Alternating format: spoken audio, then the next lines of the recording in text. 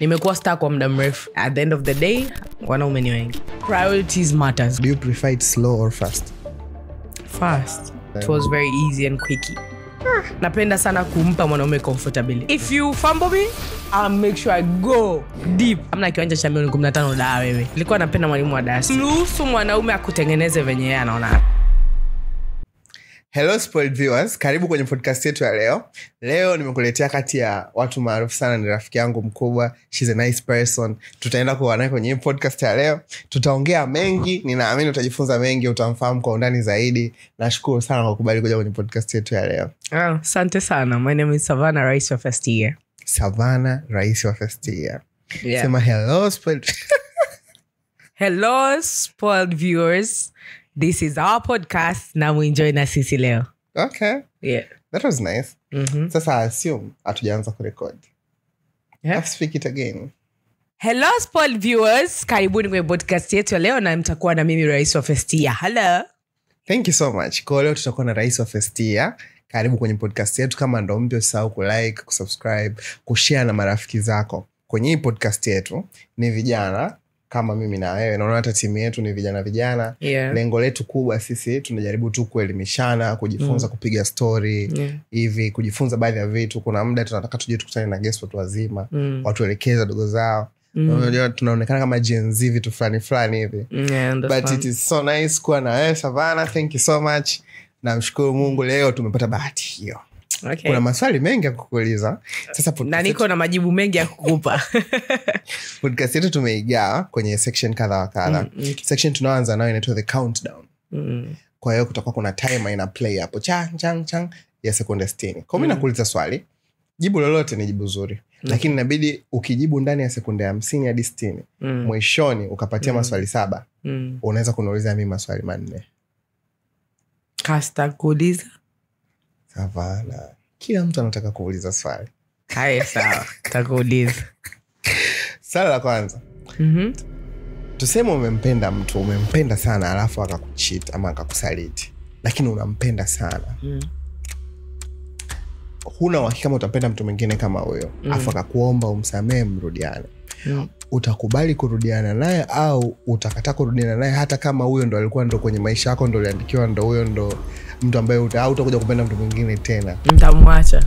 Yaani nitamwacha kwa sababu ataniletea insecurities kwenye maisha yangu ambazo sizihitaji. Tajiuliza alivyocheat alikuwa ameenda kutafuta nini na kwa nini sina, na mwili wangu una shida gani, akili yangu, yani ataniharibia tu mental health. Kwa hiyo ni bora aende hata kama nimeandikiwa huyo bwana. At the end of the day, wanaume ni wengi.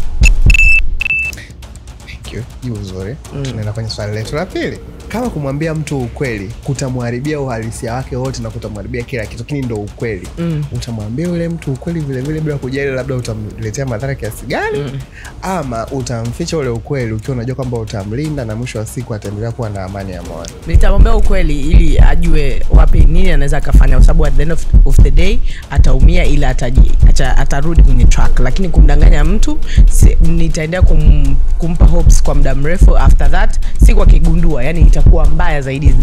Bora ningemwambia. Kwa mimi nitamwambia ukweli, hata kama akizimia kizinduka ataface the reality, atakonka. That's it. Kwangu mimi ukweli. Enjoy. Baadaye nitakuja ku dig deep kwenye hata shida. Yani it's okay. Utakubali kudate na mtu ambaye anakupa uhuru wa kutosha kufanya chochote kile, don't care, lakini ndo mpenzi wako kwa nini kupona kwenye mahusiano? Yani anafanya chochote yeye don't care. Yes. Au utakubali kudate na mtu ambaye yeye ni ya kuchagua upande, au utakubali kudate na mtu ambaye yani anakupenda kinoma, lakini yani hauwezi kufanya vitu unavyojisikia, lazima yafuatilia? Nataka uhuru wangu, kwa sababu at the end of the day umenikuta nikiwa na mimi kama mimi.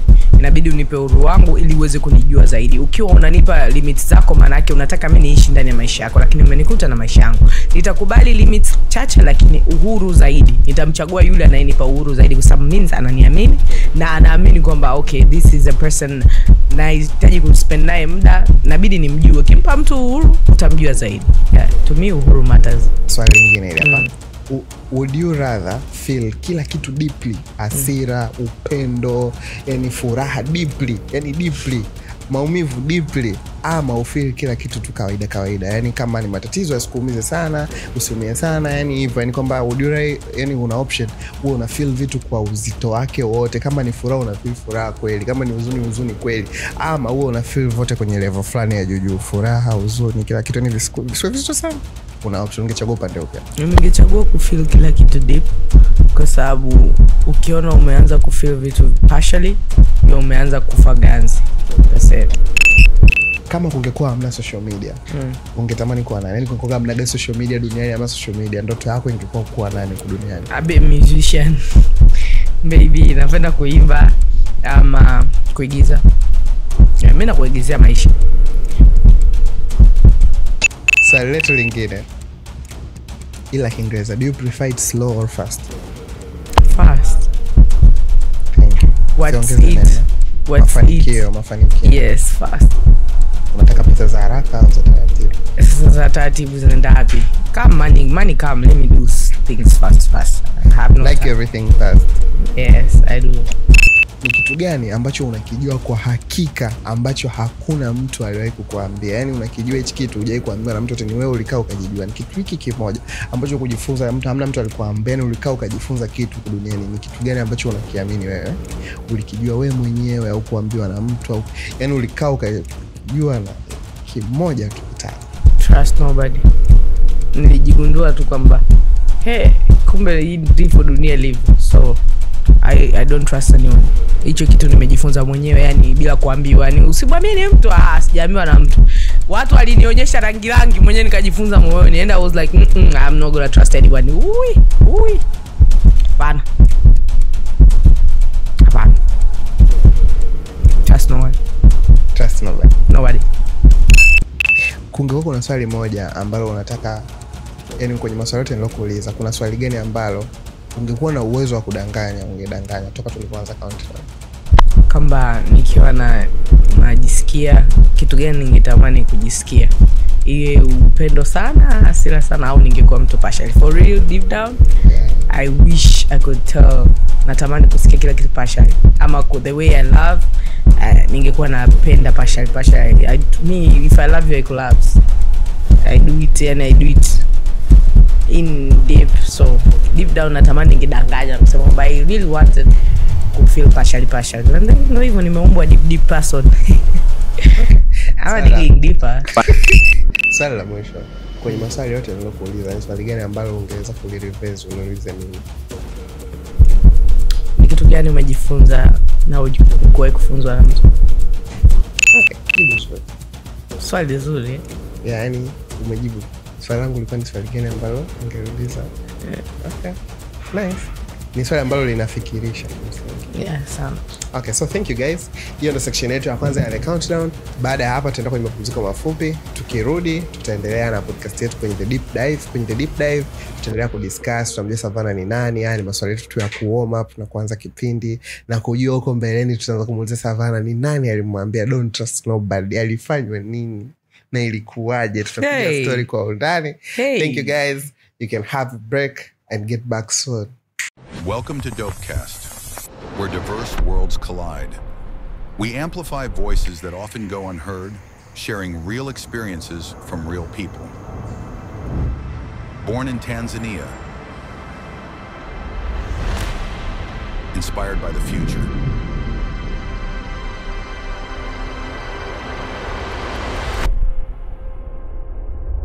Stay locked in, because this is where tomorrow is made. Welcome back kwenye session yetu ya leo, the podcast. Tunaendelea, tupo na rais wa first year, what anaona. The countdown question, tumepiga story hapa. Mimi wangu kabla hatujafika mbali, nataka unielezee ulivyokuwa unasema kwamba ile party ya trust nobody ni kitu ambacho umejifunza mwenyewe bila kuambiwa na mtu yoyote. Yani kabla tujaendelea kwenye deep dive tujue Savannah ni nani na nini. I'm so interested kujua ilikuwaje hadi ukagundua hicho kitu. Maana watu wengi tumezoea utaambiwa na mtu. Okay. To me, the way ninakuwa tu, unajua tumesoma St. Mabanda Kuku, Changanyikeni, sekondari Changanyikeni. So kuna vitu vinatokea and then you come to realize Level hilo nayo I shouldn't trust anyone. Kwa sababu usaliti, kwanza unasalitiwa kwanza ukiwa mtoto, unapokuwa secondary, advanced, kwenye maisha ya mitikasi unaweza kumwamini mwana, ukasema okay, mwana ni mtu poa, unajua atabaki kwenye maisha yangu. Mwana naye akakusnitch, ukamwamini rafiki, unajua kuna mwana na rafiki. Mwana ni mtu ambaye ni mwanao sana, ila rafiki ni mtu partially na kujua.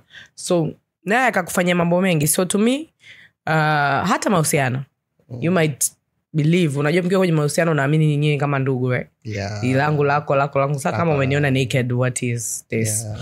Lakini napo pia ukaonyeshwa kabisa don't trust anyone. So that's it. Kwenye don't trust anyone, do you think hata don't trust yourself? Trust yourself. Wewe peke yako. Why wouldn't you trust yourself? Do you think the world would be a better place kama watu watakuwa hawaaminiani? World would be a better place kama watu wangekuwa wanaaminiana. Savannah, maisha yako uliposema umejifunza usaliti na jinsi ambavyo toka tuko wadogo unakuwa ndio kuja kwa mkubwa, betrayal, ukajifunza kitu kama hiko, si ndio? I'm curious kujua wakati unakuwa na nini, umesema mabanda, shule za mabanda nini sijui? Mabanda kuku? Yeah, like maisha yako kadi unakuja kwa rais of first year huko nyuma ilikuwaje hadi ukafika hapo? Like, kwa sababu kuna spoiled view ambaye anatamani kujua yani usana. It's a long story. Yeah, it's a long story. Mimi ni second born. Yeah. Kwetu na kaka, then nafuata mimi na wadogo zangu wawili, wa kike na wa kiume. Nimesoma Yombo Vituka primary shule ya msingi bwana, shule ya msingi Yombo Vituka, then nikafaulia Lumo secondary ule zote da na zote Ntemeke. By then nikahama nikahamia Chanika kule, napo pia nikasoma shule nyingine Eburu. So ni binti ambaye amepitia local schools kuanzia Mwamwi yani mpaka advanced. Ni shule ambazo tulifaulia zile yani, ambao ni shule ya kata huko mkoa mwingine Pwani. So nikafaulia kule. Na katika maisha yangu yote I've been yani hivyo mwongeaji, charming. Nimekuwa star kwa muda mrefu toka nasoma, kuanzia primary everyone knew confidence na tabia ya kuhoji maswali, ukorofi, mtundu, mgomvi. Yani nina barua za wito za wazazi nyingi sana mtaani wale. So yes. Hapo shule ya msingi hapo? No, mimi nimeanza shida. Yes, shule ya msingi nisha kuambia nimwite mzazi darasa 7. Secondary form 2. Okay. Yes, wakati na ama shule. And then form 4. And then form 6. Zote hizo mzazi alienda shule. Iko tuseme labda ile ya shule ya msingi. Kwa sababu gani mtu anafaa shule ya msingi ndio anamwite mzazi? Mimi nadhani nilijihamisha darasa. Like tulipangia. Yes, tulipangia darasa. Sasa darasa tulipangia kwa alphabetical order. Savannah ikagonga darasa D. And it was a problem to me. Sina nielewa. Yeah, so unawashikaji huko darasa hilo ukasema no, nilikuwa napenda mwalimu wa darasa hili anavyofundisha. Okay. And to me it was good. And then nikasema wait. Utundu na hiyo ni utundu fani mzuri. Secondary ulivyokuwa unaanza kupewa barua za kuita wazazi na vitu kama hivyo. Ulikuwa unafanya shughuli gani? Adolescence, ukwaji. Mimi ni mkiburi. Venye kama boyfriend wangu angekuwa anaweza kuandika barua wito kwa mzazi angeandika. He's also tired. Wallahi, I'm troublemaker. I'm dramatic, I can say. But huko nyuma nilikuwa tu spendi kuonewa, nilikuwa mkorofi, spendi kufuata sheria, spendi kuonewa in short. Okay. Ukinionea tu na react kama sio kupigana, kama sio kugombana. Yeah, vitu kesi nyingi zilikuwa hizo, ama kutokwenda shule kwa kuvuta, nilikuwa navuta sana. Ngoja shule nafungulia kesho, mimi nakaa wiki 3 ndo naenda. That's me. Hiyo hapo form 2, form 3, form 4. Baada hapo ulivyofaulu A level ukajaga kwenda shule ile ulofaulu ama ulienda private? Nilifaulu. Jamani, sijasoma private hata moja. Okay. Yeah. Mwamwi. Okay. Baada hapo sasa ndo unaingia first year pale unajipa urais. Mimi kaja ungegombea hata urais chuoni. No, for real my dreams. Ilikuwaje duka rais first year ukaanza kaingia hiyo issue ilikuwaje hapo? Hiyo kwanza I would tell people among vitu ambavyo vinanirudishaga mimi nyuma ni mapenzi, na among vitu vinanifanya na focus sana ni mapenzi. Point of view. Tunaenda taratibu hapo. Yeah, tunaenda taratibu hapo. Like kwa mara ya kwanza nilimdate mtu nikiwa form 6 and I used to have Koja Savannah. Savana wewe ulikuwa mtundu form 6 ndo umeanza. Form 6 nilianza kumdate mtu. Kote huko ulikuwa. Na yeye alikuwa form 6 na yeye alikuwa mwanafunzi. Okay. So na mimi nilikuwa na marafiki zangu and boom date yeye alidate na rafiki yangu. Okay. So I felt deceived. Kwa hiyo nikaanza kujitenga na marafiki zangu kwa sababu marafiki zangu hawataka kugombana na yule dada. Kwa hiyo nanishangaa rafiki gani ambaye anakubali mimi nitendewe jambo baya aendelee. Kwa hiyo manake wameamua kuniweka mimi pembeni, wao waendelee kuwa so I isolated myself. Okay. Kwa hiyo kwenye kuji-isolate nikawa nafanya vitu ambavyo vinanipa furaha ikiwemo TikTok. Kama naweza nikajisnap hapo ni baada ya kumaliza 6 sasa. Okay. Nimeanza zangu chuo. Nishagundua kama trust no one. Those people wamechagua watu wao. Understand? Okay. So I used to do my TikTok salon. Naomba nikukatishe. Ulipata bahati ya kwenda jeshi? Nilienda. Kwa wakati mnaenda jeshi ulikuwa tayari upo na mshikaji nini? Hapana, walikuwa washafanya. Hapo ndo ulikuwa. Okay. Nilianza isolate form 6 mwishoni pale. Nadhani baada ya NECTA niligundua kwamba they used to do 1 and 2. So yes, experience yako ya jeshi ilikuwaje? Kuruta. Yeah, as usual they know my story. I'm a troublemaker. Niliacha story. Like bro, trust me. Kuna mle thank you maarufu na tafuta wewe. Safari jeshini. Watu wakipita tena nje pale Lugalo, watu wanachomekea. Lugalo ni kambi nzito, ile ni kambi tunaongeza kambi za wanafunzi. Unajua wanafunzi kwa wengi. Watu wazima wanaamini kwamba you guys bado wadogo, hamjatuliza akili. So mimi ni watu ambao walikuwa wanaamini kaje tuliza akili. Like for real hata kesho mimi akili yangu hajatulia. Kisampo kimoja cha jeshini kilichofanya mwenyewe ukasema ila Savana.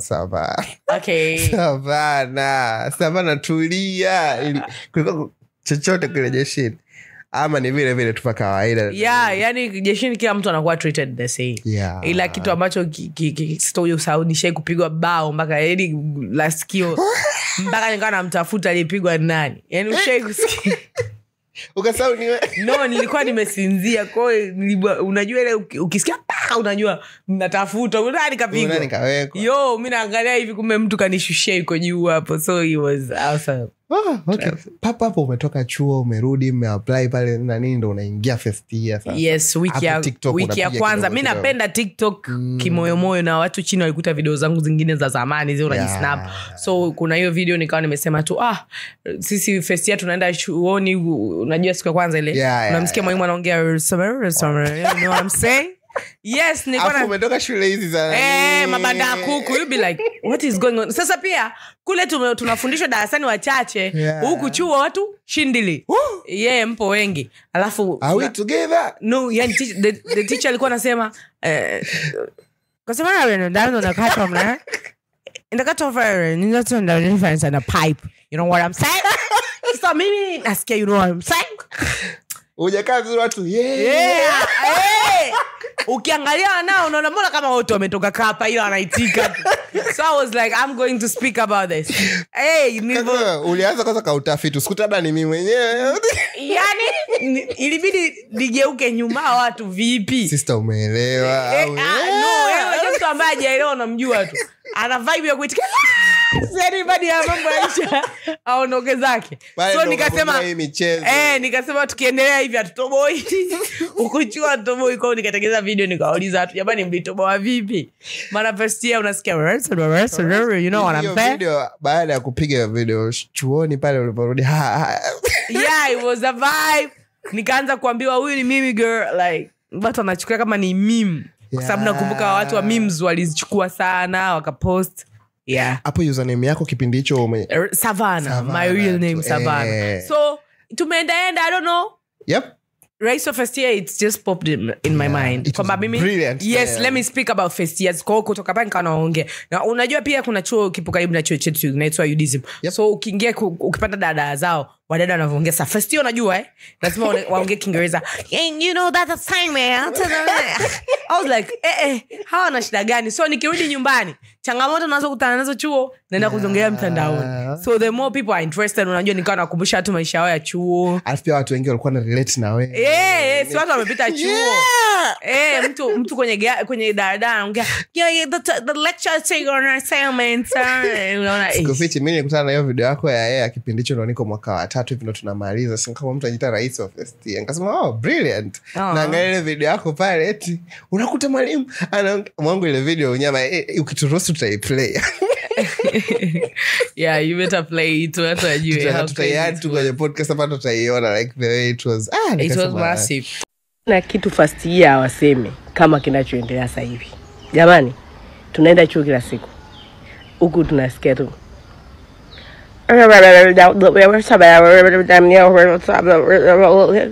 Okay? Najibu okay.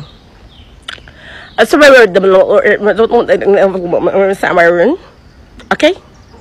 Okay. Hatuelewi. Yaani hatuelewi kiwalisi tu nebe turudi nyuma. In reality hatuelewi.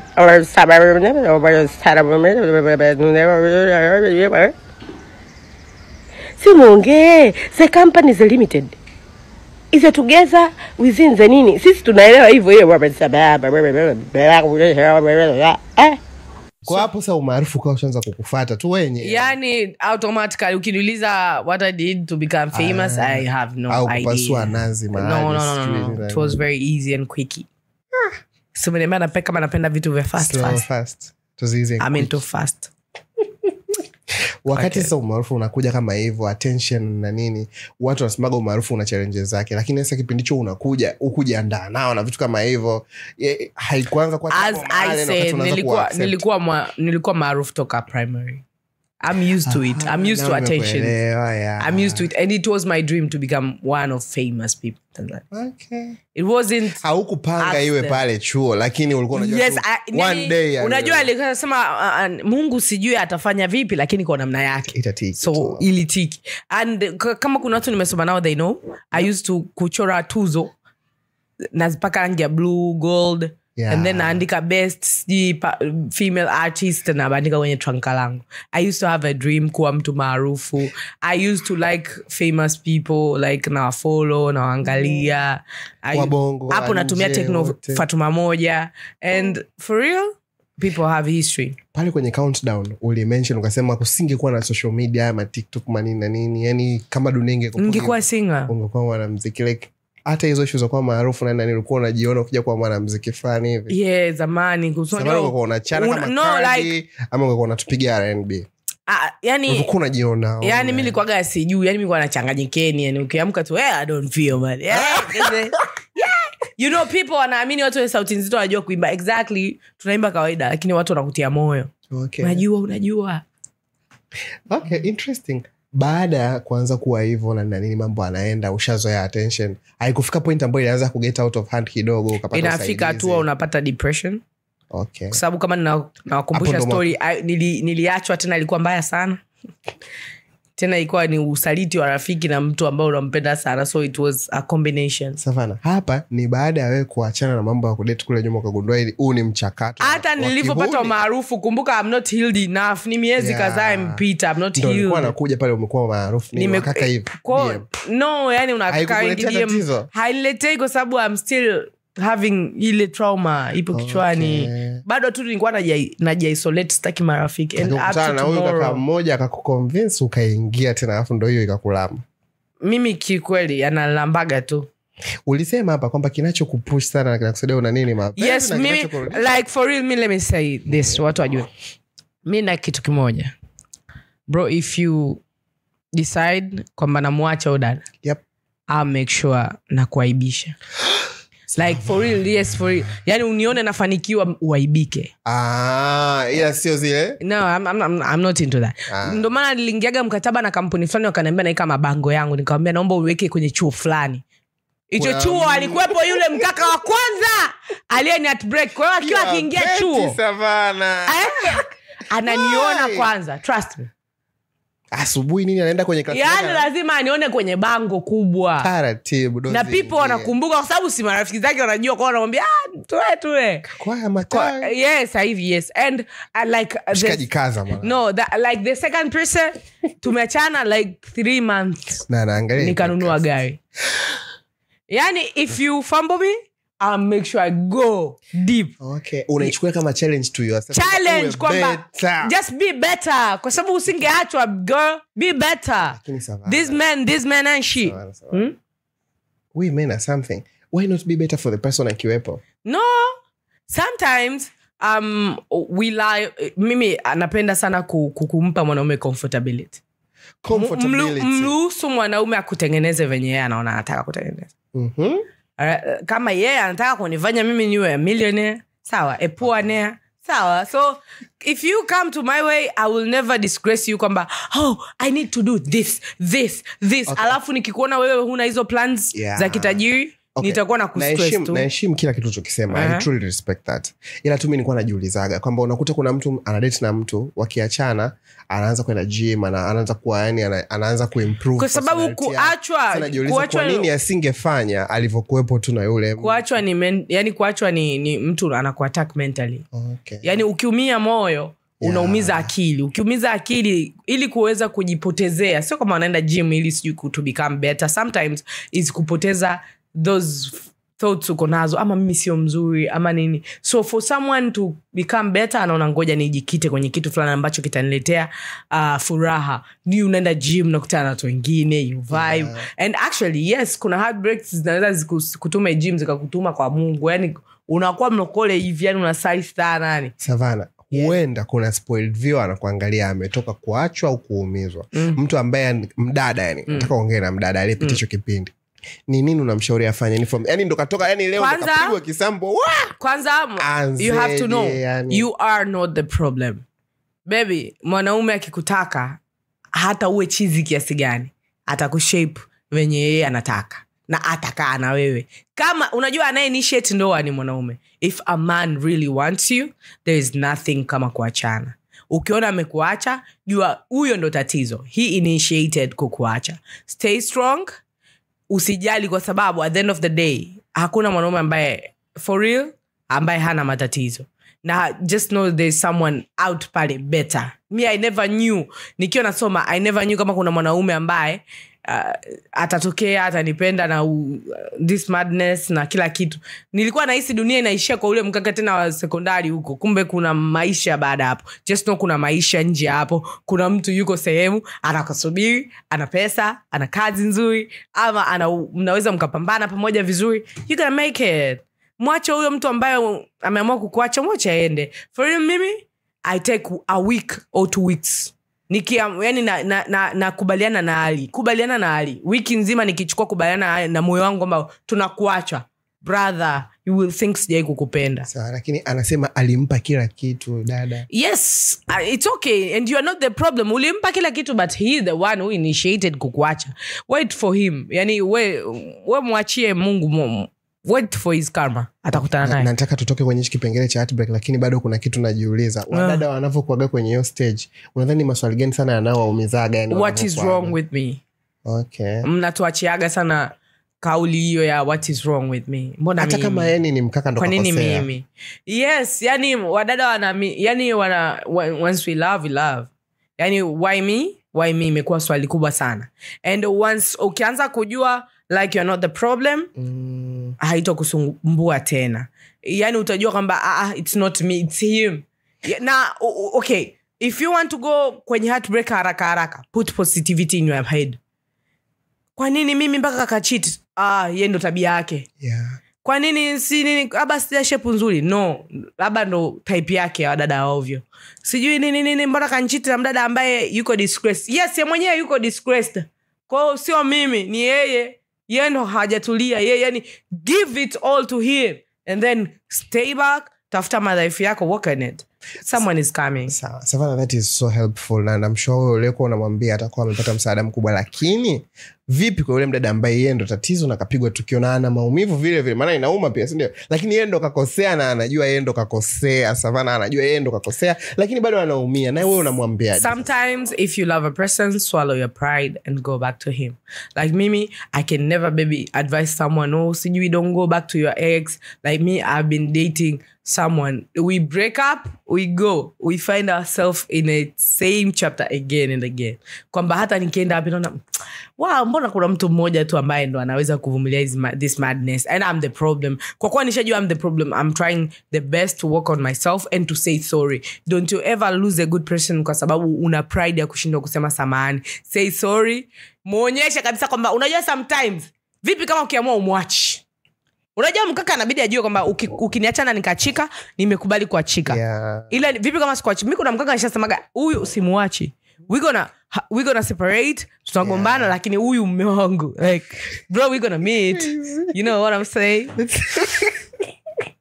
Tutakutana. Enough of this heartbreak thing. I hope whoever his heart is broken atapona. Kama msipoelewa yote ameachika, ameachwa. Comment hapo kwenye comments unaweza kupata mtu wako hapo.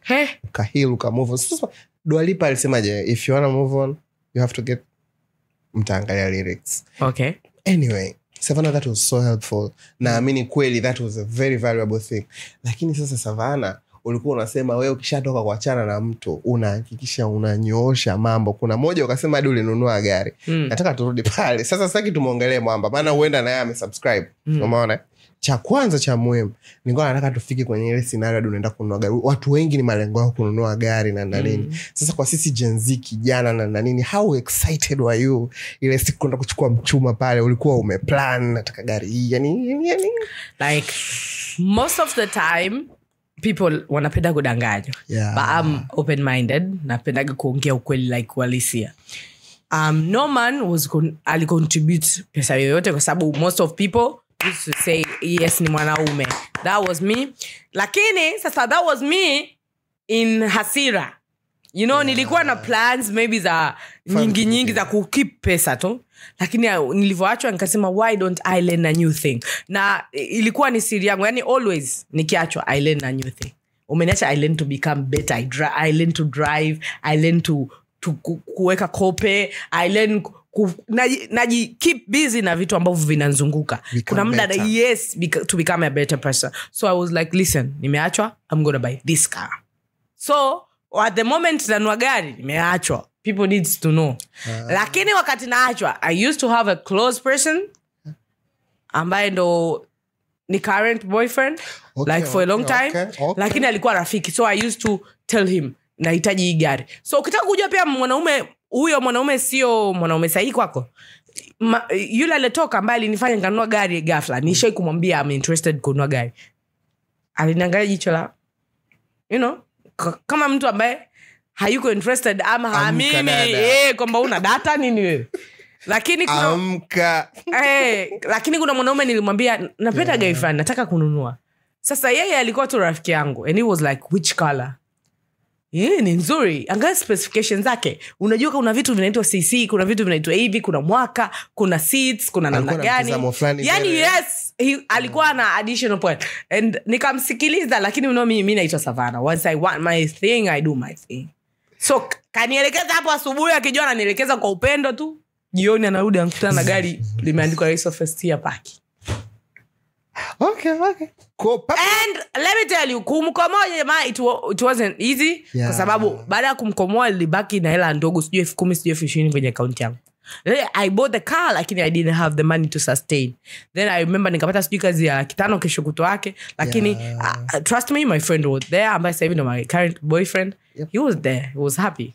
I'm so happy for you. Yeah, he's May always that like love that. relocate to your subscribers. I know. Now and forever. It doesn't mean like we don't fight.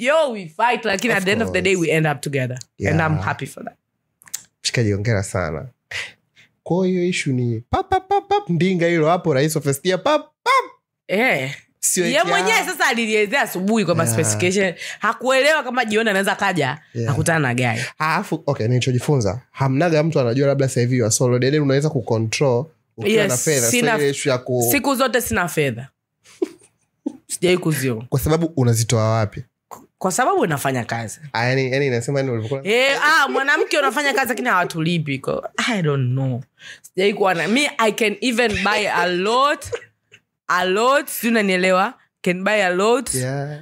Lakini bado nikasema sina hata la kula. So pamoja na kwamba na gari kuna muda ya mafuta naomba. Kwa sababu ile unatoa I'm a baby girl. Hey, I'm just a girl. You understand? Yeah.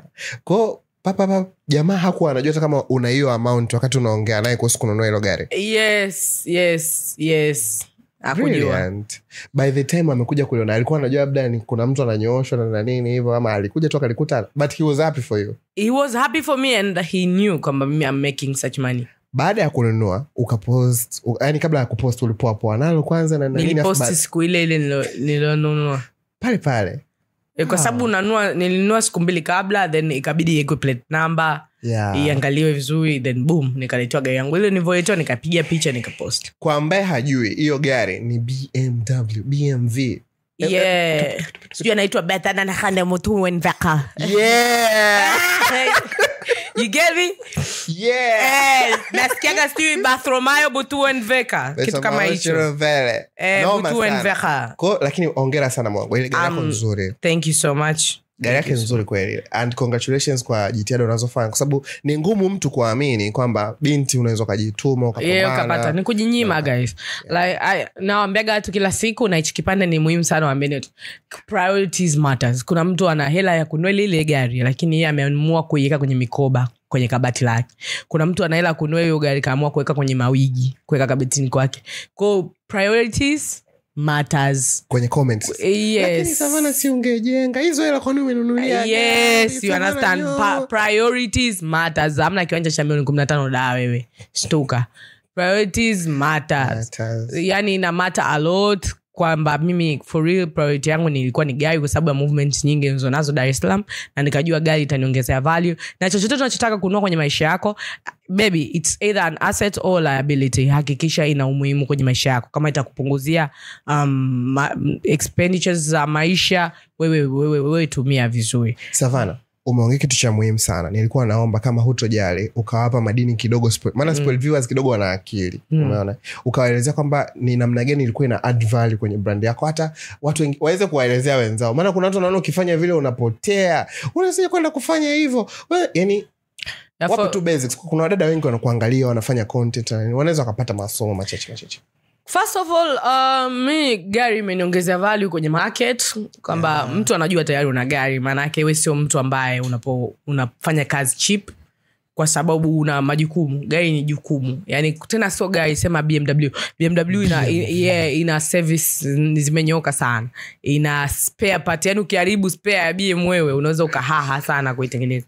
So a lot. I can testify to that. Kwa hiyo trust me, imeniongezea uthamani, lakini pia imenipunguzia budget. Keka zangu mafuta hata 20,000 na zula zangu ruti zangu za kutosha ambazo ningeweza kutumia means nyingine za usafiri, ningeweza kutumia hata 50,000 kwa hiyo siku. Kwa hiyo kwangu mimi imeniongezea uthamani, lakini pia nina kitu ambacho niko nacho kwenye maisha, kama ile ni liability, lakini liability asset. Muda wowote nitakaoamua kwamba mimi hii gari nimeitumia vya kutosha, naweza nikauza. Afi kweli. Yani na kitu ambacho watu wanavyosemaga ni kama umeshapoteza ile hela, kumbe bado ipo. Ila inashuka tu thamani. Kwa sababu ile gari kadri muda mwaka unapopanda linashuka bei.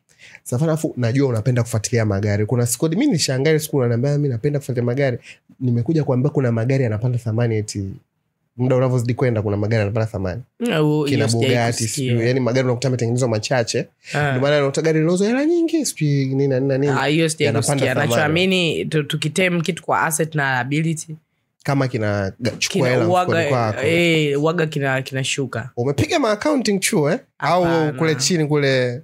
Hapana, mambo ya nani bookkeeping and commerce. Zile basics za preform 1 bwana. Basi ndo maana unanipoteza. Hivyo vitu sisi hatukubahatika bana kuvipiga, lakini it's good. So thank you guys kwa kuendelea kuwa na sisi. Nataka tukupe short break. Tukirudi tunaendelea tena kukiambiza. Na kama upo uja subscribe, please remember to subscribe. Tupo na Rais wa First Year. Welcome to our podcast. I hope you're enjoying. Karibu sana. Peace out. Welcome to Dopecast, where diverse worlds collide. We amplify voices that often go unheard, sharing real experiences from real people. Born in Tanzania, inspired by the future.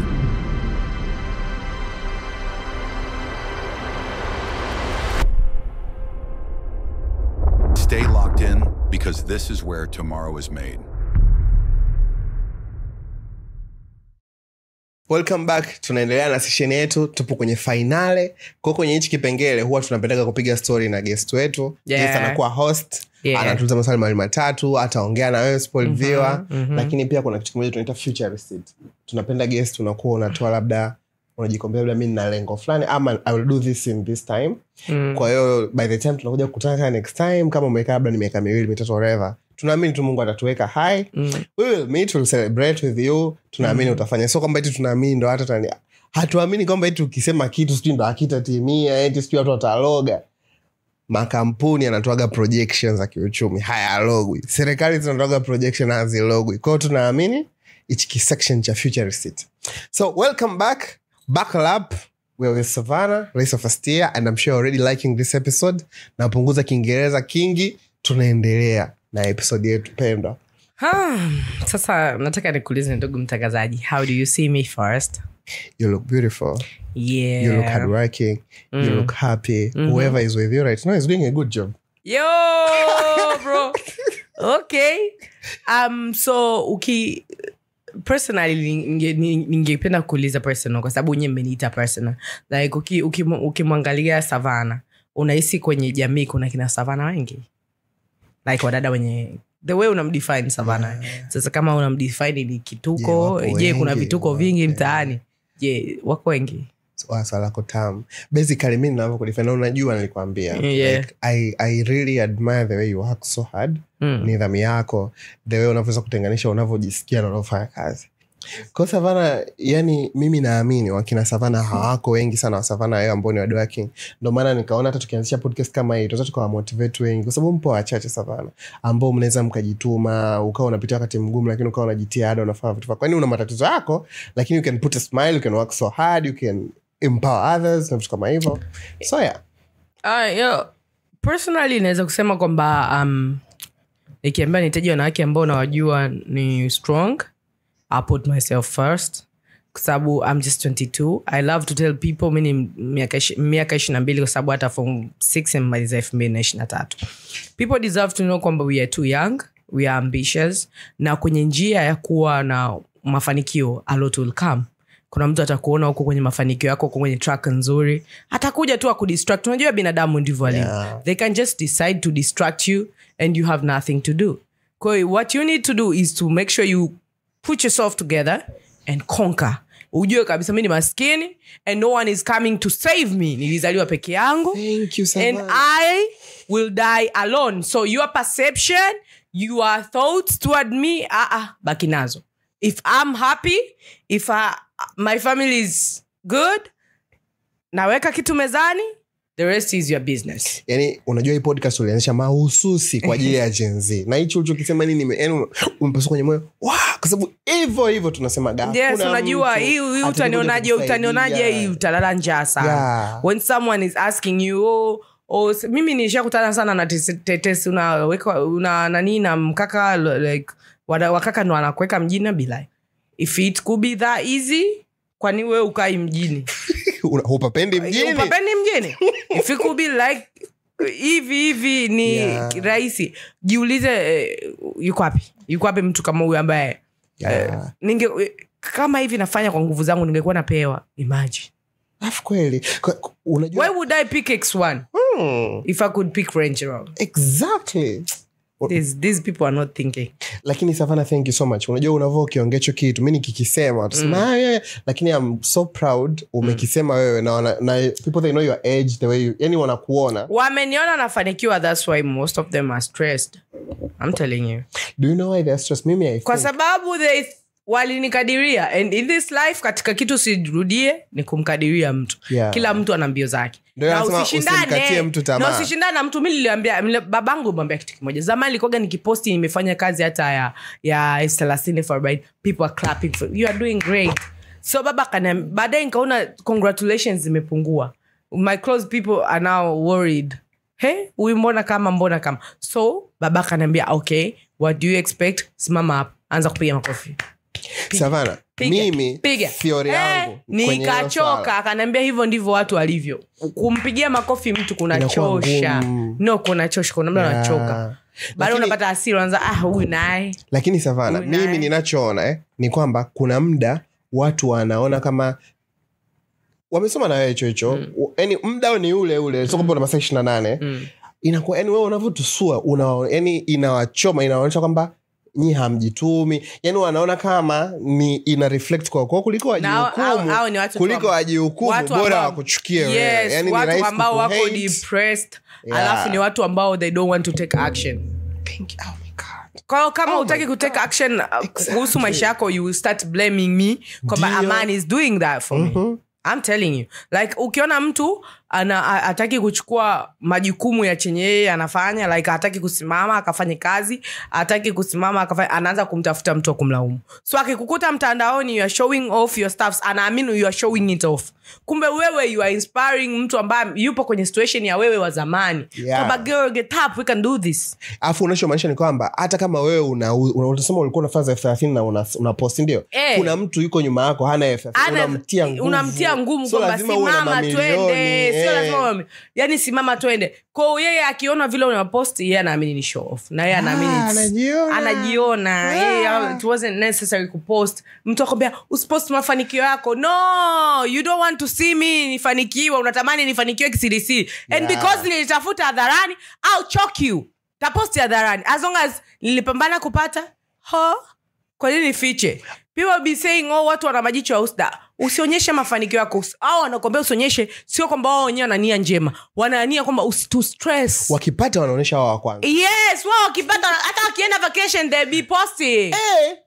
Wana post. Hamna mtu ambaye ana post vacation anakuambia usionyeshe mafanikio yako. Yaani ambaye amefanikiwa anakuambia usionyeshe. Yaani hakuna. Sasa anakuambia yes, usipost mafanikio yako, kumbe atamani kuona ukifanya. Yaani embu sikia fanikiwa kitilisi, and it won't change a fact kwamba nimefanikiwa hata nikifanikiwa kitilisi. Lakini Savana, kitu ambacho mimi naona ni good news, Gen Z, yani sisi kizazi cha sasa hivi, sisi wadogo, unaona kama sisi tuna mtizamo tofauti kwenye mafanikio. Unaona mdada kupambana kama wewe, sisi vijana ambao tunakuwa tunaona ni sawa, lakini kuna kikundi fulani hivi kinaona kama na hawataki opportunity, hawataki kufanya kama dunia inabadilika. Na tukubaliane tu na mtu nyuma, technology is coming to take over everything. Everything. Juzi nilikuwa namwambia mtu kwamba tunapoelekea ipo siku atashusha ule umri wa kuwa mtu mzima, nataka hata miaka 15. Yes, kuanzia hapo hebu anza kupambana kwa sababu lipa kodi na nini? Lipa kodi, yani pull up your socks. Unajua at the end of the day tunahitajika kuwa watu bora kuliko jana, kuliko taifa lilopita. Instead of fighting me, you better fight your depression. Jifunze kupitia mimi. Ncho DM, how did you do it? Nenda angalia video zangu za chini, hesabu matangazo, ni chukua pen na karatasi. If you are really depressed, anza matangazo, anza kuhesabu matangazo mangapi nimefanya, utakuta 100 na yamezidi.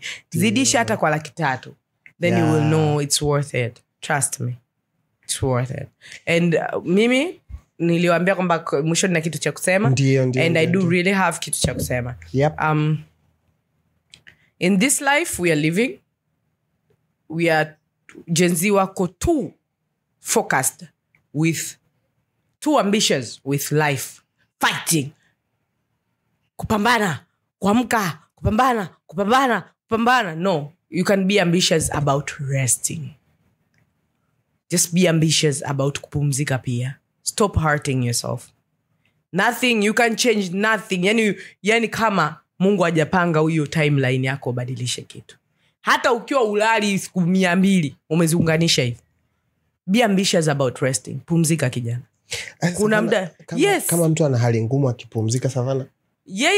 Naongelea watu ambao hawapumziki kwa sababu wako na yani wanataka maisha kwa pupa.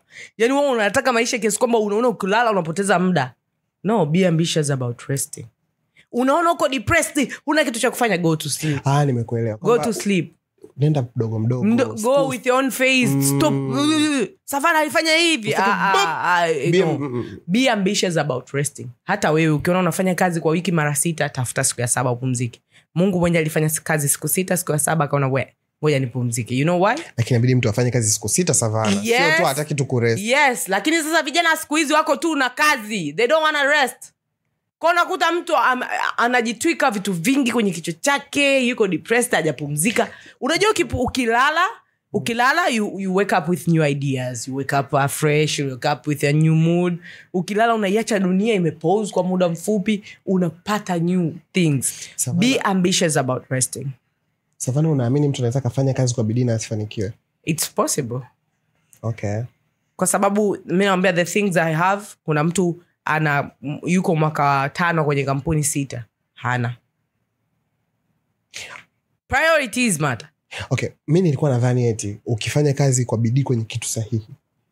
Yes, ushasema kitu sahihi. Lakini wao walisema kazi kwa bidii. Yani wapiga debe wanafanya kazi kwa bidii sana. Ila swala la yeye kufanikiwa kwa namna fulani tusilitegemee. Unaamini mtu anataka kufanya kazi kwa bidii kwenye kitu sahihi na asifanikiwe? Hapana. Okay. Hapo utakuwa na lack kitu kinaitwa passion, consistency. Unajua kutokufanikiwa nao ni kazi kama kazi zingine. Ukiona ufanikiwa ni kazi kubwa na ukiona umefanikiwa ni kazi kubwa. So the thing ambazo anafanikiwa mtu jua kafanyia kazi, na ule uliyemuona amelala chini hajafanikiwa na yeye kafanyia kazi kile anacho. Savannah, kuna muda unaamka umechoka kabisa. Nini kinakuwa kusukuma uendelee kupambana hivyo? Guys, I take a rest. I can sleep 3 weeks. No, I won't do a thing yani kama nikisi I'm not okay. Na usikiliza mwili wangu sana kuliko kitu chochote. If you are not okay, don't hurt yourself. People hawakumbuki. Yani watu hawakumbuki. Yani unaweza kujitesta wewe ujiue sasa hivi hapa, watu wanaendelea maisha yao. Be ambitious about resting. Yani hicho ndio kitu ambacho vijana nawaambia. Stop hurting yourself, be ambitious about resting. Pumzika. Amka lala. Yani ukiona mpaka kuna siku yani hata kama umeachwa, amka lala, oga, amka lala.